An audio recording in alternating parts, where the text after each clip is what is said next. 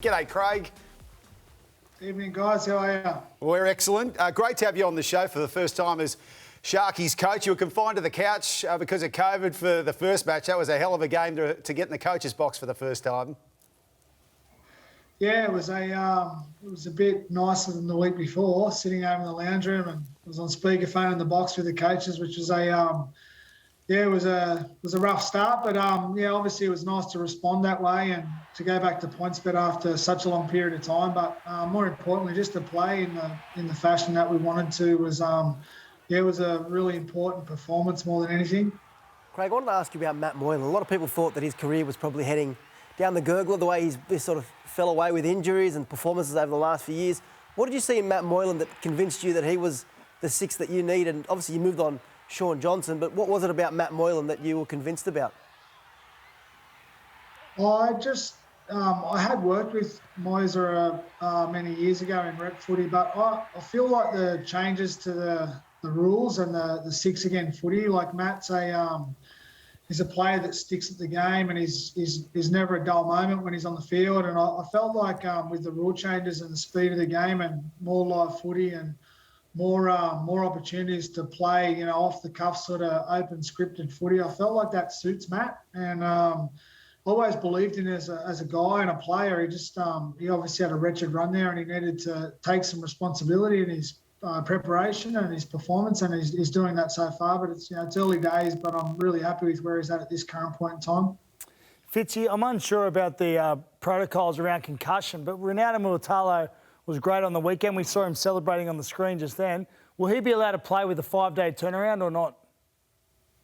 No, he won't be, mate. No, it's too close to the game. And he saved a try for us in the corner there, Ronnie, but knocked himself out a little bit. So he's got a significant split and a decent bruise on his cheekbone there. So this weekend's game will come too quick for Ronnie, but obviously an important part of our team, and would love to have him out there. But obviously the rules with that are the rules, and we have to acknowledge that. But he still managed to save a try and celebrate there by the looks of him.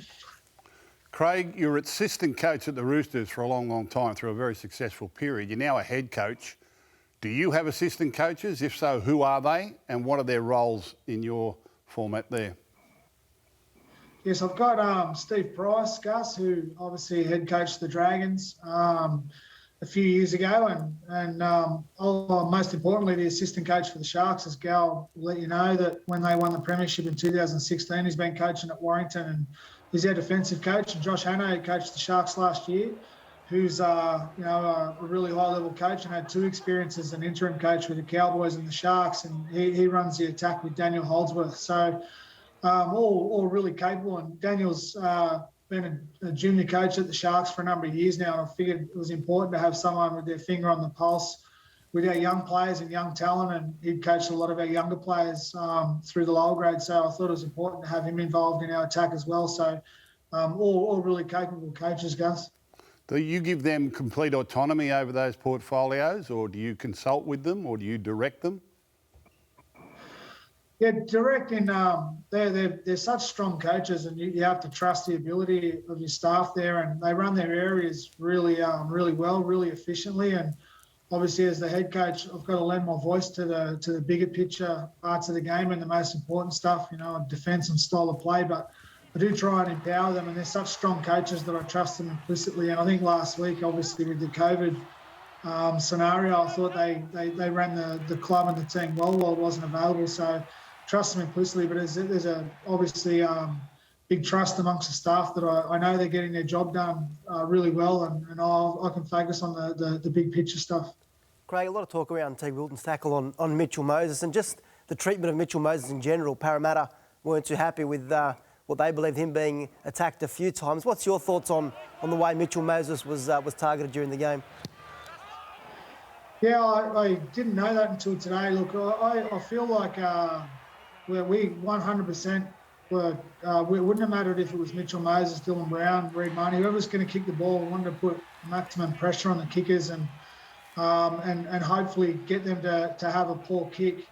We got it wrong on that occasion with T. Wilton and got his timing wrong. But our intent was definitely not to take Mitchell out of the game. It was just to put him under pressure and he's such a wonderful player and such an important part of their team and their primary kicker. So we obviously didn't want to give, particularly in the first half downwind, give Mitchell Moses a free run in his kicking game. Was going to be a long afternoon for us, but we definitely never tried to or would do. You can't attack the legs of the kickers. It's pretty clear. I don't think it shouldn't be in the game. And on that occasion, we got that one wrong. So we need to get better at that. We need to be able to pressure the kickers safely. And I think it's not part of the game. I don't think anyone wants to see that. But you run a risk of losing your own players if you go out there to maim people. So that wasn't the case. Good on you, Fitzy. Hey, before we let you go, Derby on 9, Thursday night. You're off to the Gong to take on the Dragons. You ready for it? Yeah, it's short turnaround. It's come very quickly, but I know the players will be very, very excited and very animated about playing in the Derby, and so will the Dragons after last week, and they've shown promising signs in the first couple of rounds this week. So it'll be a really good challenge for us to get some consistency on last week and perform well. So we're looking forward to that challenge. Good on you, Craig. Great to catch up as always. All the best. We'll see you Thursday night.